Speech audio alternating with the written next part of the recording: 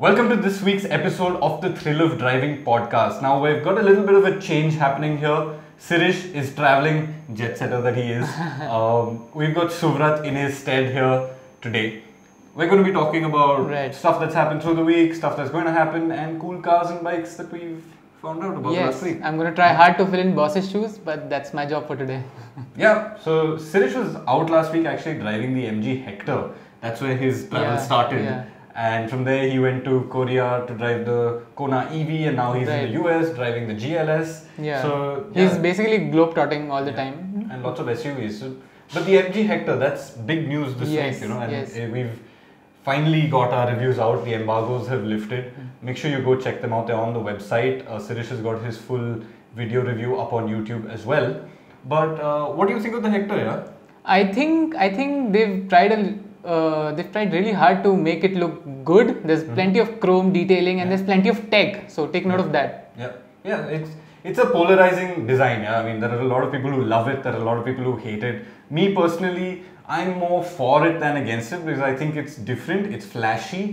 The chrome may be a bit overdone, but again, it's preference. Yeah, I mean, I don't think the boss likes it too much, which is why he's refrained from saying anything about the design. But yeah, the Hector's an interesting car. Connectivity, you're right. Now, connected cars seem to be the future. We first got the Venue, and now the Hector. Both of them they've got SIM cards. They've got SIM cards, internet. Correct. I think what separates the Hector though is the 5G ready Airtel eSIM that it gets. Yeah. So the Hector is now 5G ready, and you can do all sorts of stuff with these cars. You know, you can open windows remotely. You can start the air conditioning remotely, start the engine remotely. You get live updates of where the car is. Yeah, you know? And it responds to over 100 commands. The system in the Hector.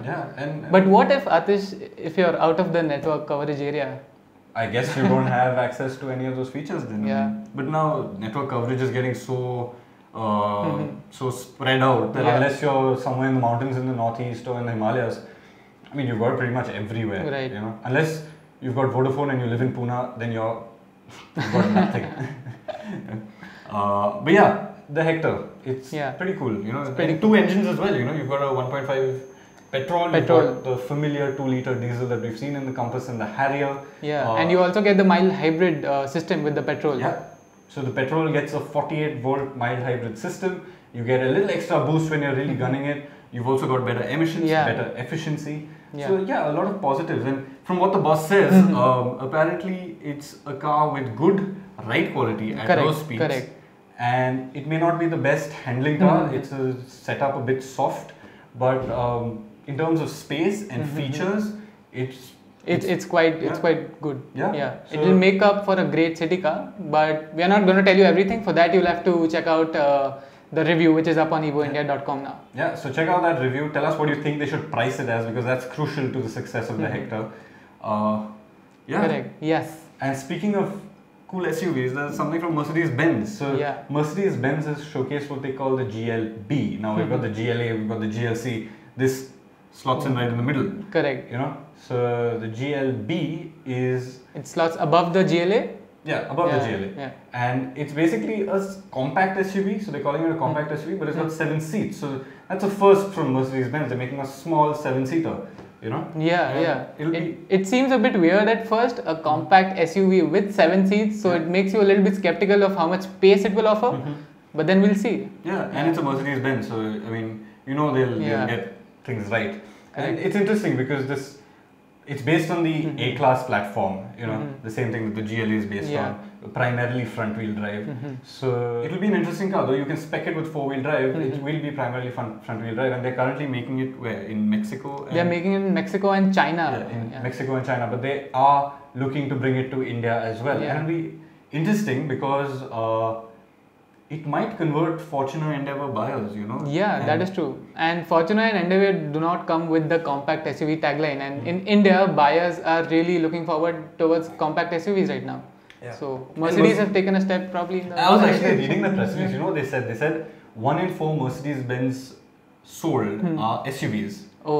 And 1 in 3 Mercedes-Benz sold are compact cars, or was it the other way around? One of them. So this sort of takes the SUV and the compact car and mashes it together. And unique blend. Yeah, it's got unique proper blend. SUV styling. It's not like the GLA looks a bit soft. It's not traditional SUV upright stance. Correct. The GLB is proper Yeah. upright. They've given it quite brawny looks. It looks like an SUV. A lot of It doesn't inspiration- look toned down by any. Yeah, there's a lot of inspirations from the big GLS and the G Yeah. class, So it's got the proper SUV proportions, and that should work for it. I mean, if they price it right, you could see Fortuner buyers saying, "Hey, look, there's a Mercedes-Benz with 7 seats available for a little more money.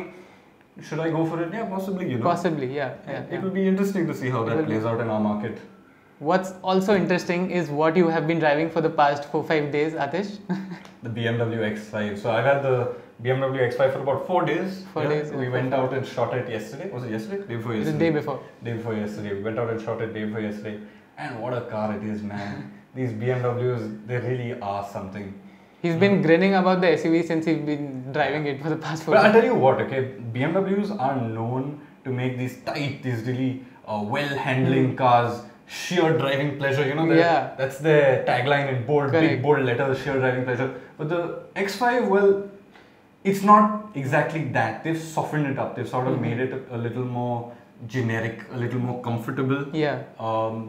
The seats, they're very, very They're comfortable. super comfortable. Yeah, it's extremely luxurious on the inside. Materials, the textures used. I mean, there's this matte finished wood on the dash. Yeah, which there's is matte finish on the lovely. dash, on the doors. Yeah, there's this crystal gear lever. Gear lever, The materials used on the inside are phenomenal. It's phenomenal. But- The gear lever has X5 badging inside it. X so, badging. It's just yeah, the X. it's just X badging. So it's amazing the stuff they've done inside that car is really, really comfortable.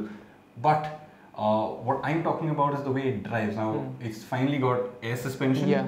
So front and rear air suspension, so you can set up comfort mode, sport mode, whatever, and it sets up the car accordingly. In comfort mode, it is soft. Yeah, it it is. rolls around. It's comfortable. The ride quality is great. It's better excellent. than any X5 in the past. But that also means it sort of compromises on handling. Yeah, sort of up and down movement a little bit. Yeah, it floats a bit. Yeah. You put it into sport, it is tighter. The steering gets a little tighter. The suspension feels more dialed in. The grip is massive. It's incredible. Yeah, it's massive. The rear tires are 305 section tires. Okay, now a Q7 has 255 section tires. This has 305 section tires. I think the Lamborghini Huracan has 305 Yeah, section tires. yeah, That's yeah. how fat the bloody rear Fat tires tires. are. Yeah. So grip is mega. That said, it doesn't feel as tied down in terms of what the suspension offers. Probably a good thing, probably a bad thing. Yeah. It's not a very tied down car, but it's still more comfortable and Yeah, probably they've will- tried to balance it well, but it's Yeah. still more on the comfortable side. Yeah. And speaking of comfort, the gear shifts are just incredible. I was sitting with Atish when he was driving it in Ambi Valley, and in comfort mode, I could not notice the gear shifts. It's very smooth. The sort of the flow of torque is almost uninterrupted. You can't tell when the car is shifting gears, and to that sense, it's a really refined, quiet, polished SUV, and not necessarily the most wild, enthusiastic SUV you have out there. But before he draws a verdict, you'll have to wait for his review. Yeah, I've got a really cool story coming up. So it's not just a straightforward X5 review. You're gonna have to wait and watch for what we've done. We've done some cool stuff. Yeah, Up in the mountains. correct. Yeah. In fog and rain. Fog and rain and everything. But yeah, cool story coming up in the next issue of the magazine. So make sure you catch that. And moving on from SUVs to supercars. So There's- why not? We there's- love our supercars. We all love our supercars. Yeah, so Gordon Murray has something very interesting coming up. Yeah. It's called the T50. Now, if you don't know who Gordon Murray is, do some Google research. Gordon Murray is the man behind the McLaren F1, that legendary McLaren F1. Yes, you the know? 386 kilometers per hour car. Yeah, it's still the fastest naturally aspirated production car in the Correct. world, if I'm not Yes. wrong. And he is independently creating his own supercar, and it's sort of been termed the spiritual successor. Yeah, to spiritual the successor McLaren F1. Yeah, Um, and it's got some crazy facts so far. So it's Yeah. supposed to be the lightest SUV. SUV. The lightest supercar ever made. Yeah. It How has much?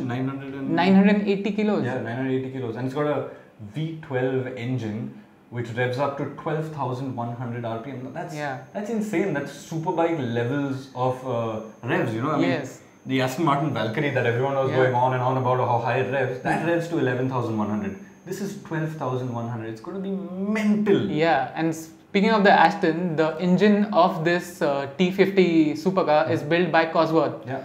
So they've specifically built it for Gordon Murray, and it's a 3.9 liter twin turbo. No, it's not a turbo. It's a naturally aspirated 3.9 liter naturally aspirated V12. And not just that, manual gearbox. Yeah, just think about that. One seat, like the McLaren F1 had. It's got one seat in the center. The McLaren F1 actually had two seats behind, but from the sketches that they've showcased us, this looks like it's just going to have one seat in the center of the car, focused on the driver, you know, and this is all going to be all about the driver. It's not going to be a particularly large car too. They said the footprint's going to be around about the same size as a Porsche 911. Yeah. And more interesting is the aerodynamics. So Gordon Murray he's sort of revived a technology that he was made famous in F1. There was one of Niki Lauda's cars, he had put a fan at the back of the car which sort of sucks out air from under the car to create this ground effect. And he's revived it for this car. That F1 car, by the way, was banned after one race because it was so fast. They let it race, they allowed the points to stand, but they banned it immediately after. So he sort of revived that aerodynamic technology in this car, and what he says is that allows him to keep really clean lines on the top. So there's not going to be very aggressive cuts and wheelheads, and it's all under the car. It's all under the car. And I was actually reading an interview of Gordon Murray, and he was saying that this car will surpass the F1 car in terms of all kinds of performance, aerodynamics. That's it's quite interesting. That's insane. Yeah. And we're really excited. We're never going to get to drive one. They're building 100 units globally. I think it's 2 million or 2.5 million pounds. Yeah, it's 2 million pounds. Something obnoxious, you know, in terms of how much it costs. 100 units, don't expect any in India. If you want to see some, you probably will go to Middle East, and that's where you'll find but the they're probably going to get racked up by collectors, and you're never going to see one. But it will be a proper driver-focused car. Correct. So moving on from supercars, SUVs to bikes. Yeah, bikes. Now, the big news, the most exciting news for us this week is the new Ducati Street Fighter V4. Now, Ducati have teased images of a naked Panigale V4. Now, we know the Panigale V4, we've ridden the Panigale V4, and it is crazy. It's insane. 211 horsepower with one wheel. You know, it's mental. It's mental, absolutely mental. Yeah, and now they're getting a naked. And that naked looks evil to me. Yeah, it looks sinister. They've showcased these sort of camouflaged images. They're not too revealing. Actually, there's quite a lot revealed, but there's still details hidden. Correct. But they look really exciting. And if it's got these winglets again, like the MotoGP bike and like the V4R. So lots of inspiration from racing bikes. Yeah, and it has the same engine, does it? The V4, it'll be the same V4 engine. And they're going to showcase it for the first time to the world at Pikes Peak at the end of this month. So they're going to race a prototype there, hopefully win. They won last year on the Multistrada Pikes Peak 1260, and they're going to be going back with the Street Fighter V4 this year. Yeah. And I mean, it's going to be a fast machine. I mean, if I'm not wrong, the Panigale V4 holds the lap record at the BIC as well. Yeah, so it'll be interesting to see how this one does at the BIC. So with minus the fairing, it'll be much lighter also, right? It'll be lighter, but it won't be as aerodynamic, you know. So that will play out. But it's going to be a crazy bike, and finally, the Aprilia Tuono 1100 factory will have a proper naked V4 rival, and I'm excited. I mean, I can't wait to see what Ducati brings. They always have the maddest machines, and this one is going to be no different. I'm not a bikes guy, but this bike has got me excited for sure. Yeah, it looks mad. So that's it from us at the Thrill of Driving podcast this week. Make sure you tune in next week, the same time, Saturday. We're going to be dropping another podcast. If Sirish is back in town, which I think he is. He probably will. Yeah, he's going to be talking about all his traveling adventures and everything. Otherwise, you're going to be seeing Suvrat and me again. That's it from us. Thank you.